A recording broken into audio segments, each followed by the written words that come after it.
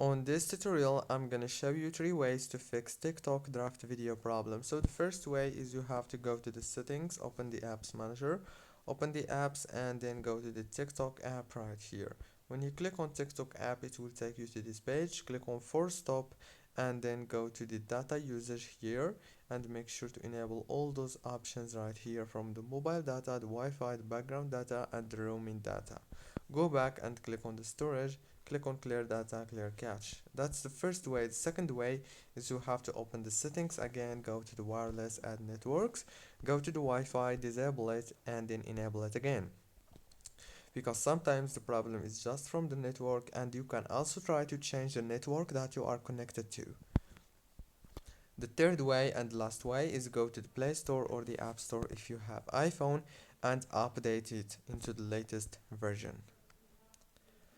Don't forget to like, subscribe. Thank you for watching.